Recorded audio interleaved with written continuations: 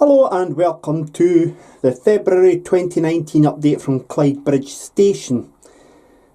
Two videos for you this month. We've also got this February update, and then I'm going to do a second video showing you some of the stuff that I bought recently at Model Rail Scotland, and some of which will therefore keep me amused over the coming months. Now, work on the layout, as I've already mentioned, is going to slow down a bit. I've made quite a few purchases at Model Rail Scotland, so I won't be making too much in the near future. But not only that, it's coming into the springtime. I've got a garden to look after, sheds to paint. So I'm going to be restricting myself to the time I have here in the layout. So obviously, as you'll understand, progress will slow down a little bit. But I'll still try and make progress every month. So what we'll do is we'll go and talk about some of the changes that I've made this month on the layout and things that I've done. As I say, not a lot has been done, so please, I hope you appreciate that. Any comments, queries, suggestions, please put them in the comments box at the bottom. Thank you very much.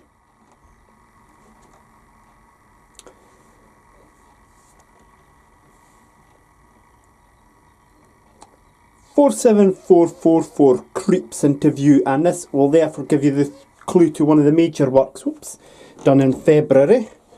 Not enough power on the loco there, bear with me a wee second. Oops, it's easy, but that's actually going to show you that one of the main bits of work that's been done on the layout this month. We'll just stop it there. The last piece of track work has been done. All this got replaced, all this got replaced, this got replaced, point work replaced. What's still to be done here at the depot bit is I've got dropper wires to put in there to allow all this to be then live, because at the moment, I've put that point there, it just being a normal Hornby point, it cuts off the power there, so we'll have to put a point in there, dropper wires in there. That'll get done in the near future. And what it will then allow me to do is this whole yard will then be live. So that was the main achievement. All the track work has now been done. What I'm going to be doing in the near future though is this building here, this current engine shed. If you actually look at it, I'm just going to roll 444 right up to the buffers there. That's it, right on the buffers. And it's not fitting all the way through. So I think that's going to have to get changed. Don't like that at all. Obviously, it's a nice shot there, having the two locos just peeping out the depot. But what I'm going to replace it with eventually is a Bachmann single road servicing shed. And it's probably that sort of width there, but it's a much longer shed. So allow a full class 47 hopefully to go right inside it. So this is eventually going to go, it's just there temporary at the moment, but it's eventually going to go. Big change over here in this corner all here this month. And you'll see that there's a couple of things missing. The rugby ground is no longer there. I've moved that, and I'll show you where in a minute.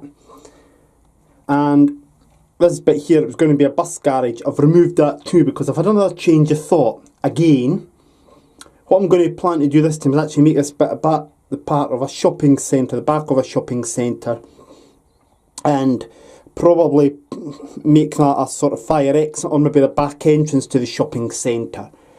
So that's what's eventually going to go there. And what's going to go here is the back of some units, or a couple of units. I've got something from Model Rail Scotland that you'll see in the February arrivals video that will actually go there, and I feel that would be a much better thing than the rugby ground. What it will also mean is that just right over here, this bit here, I'll actually be able to extend the wall a little bit, put the wall there so it's a sort of pathway right over there, and it'll allow me to do something here, replace that with some weeds or something. Let's say it'd be the back of a shopping centre or possibly a trolley bay, I don't know yet, but this will be the back of the shopping centre and a pathway out there. So that's what's going to end up coming in here. and news on this gap as well to come. This is where the big changes have really been happening this month though, and I think you can see what I mean. I'm being very careful to keep this last bit here out of shot because there's a couple of new arrivals on it. Keep that for the February arrivals video. But this is where the rugby ground is going to be now.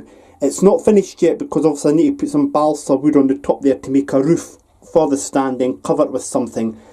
Once that is done, that'll be the rugby union ground completed there. It was very awkward actually trying to get it onto there. I've had to screw it in here, and you can see that it's got the screw hidden. There's nothing I can do about that. I'll maybe try and put some pins in there and then take that screw out. I had to come up with something here. It was ridiculous what I'd done. Using a bracket, screw through there onto a bit of wood, and screw the bracket onto there, and then screw it on there. It was really... I mean, it was ingenuity at the extreme, but it was the only way I thought I could do it, and I can't think of any other way I can do it. So, this was the best response I could do. But this is where the rugby union ground will be now, and it should therefore mean that this branch of WH Smith on match days will probably be one of the busiest in Scotland, he hopes.